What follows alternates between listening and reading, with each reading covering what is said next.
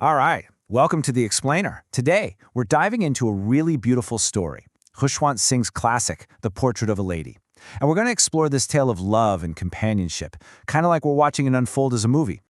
So, let's start at the very beginning, right at the heart of the story. Picture this, a village. And this is where this incredible bond between a young boy and his grandmother really took root.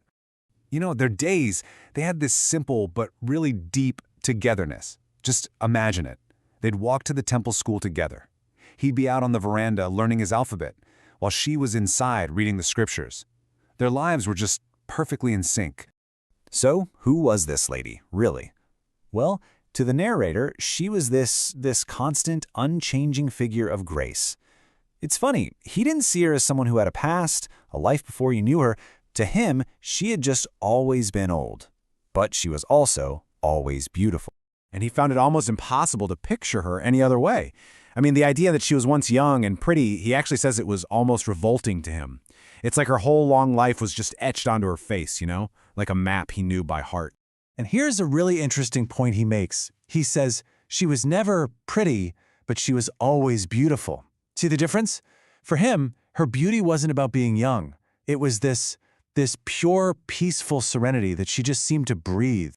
But of course, things change. This idyllic world in the village, well, it wasn't going to last. They moved to the city, and this moment becomes what the author himself calls a huge turning point in their friendship. Once they're in the city, you can see their lives just start to split apart. His world gets bigger and bigger, right? He's going to an English school, learning about science, riding a motor bus, all these new modern things. Meanwhile, her world, it just quietly shrinks, confined to the four walls of their house. And this was the real disconnect. Suddenly, she couldn't help him with his homework anymore. I mean, what could she say about gravity or Archimedes' principle? And the school curriculum, especially when they started teaching music, she hated that. To her, music had lewd associations, and it just didn't fit into her quiet, deeply religious world at all. So then he goes off to university, and their worlds just drift even further apart. That gap between them just gets wider and wider, until you get to this moment the author describes so powerfully. The moment, the common link of friendship was snapped. And this is where you really see her quiet strength. It's a key moment, really. It's all about her acceptance. She didn't complain. She didn't fight against being left alone more and more. Instead, she just accepted her isolation with this incredible dignity. She found her own little world right there inside the bigger one. So what does she do? Well, from sunrise to sunset, you'd find her at her spinning wheel, her lips always moving in a silent prayer. But in the afternoon, her whole world just lit up, because that's when her new friends would arrive. And this became her greatest joy. Hundreds of little sparrows would come and perch all over her, on her legs, her shoulders, even on her head. And this crazy, chaotic chirping, well, the author tells us it was the happiest half hour of her entire day. Then came the day he had to leave for 5 years to study abroad. The farewell at the train station, it was so full of things left unsaid. She didn't get emotional. She just kissed his forehead, lost in her prayers.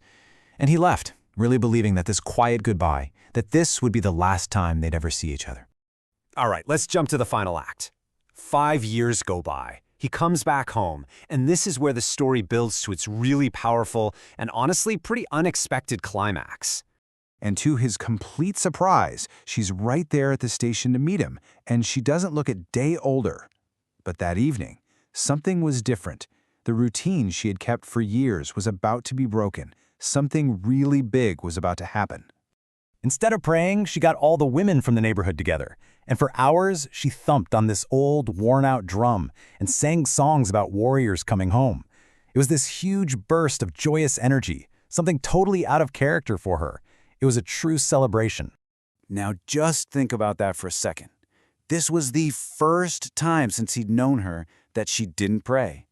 It was like this one last huge, joyous celebration of him, right before the end of her own story.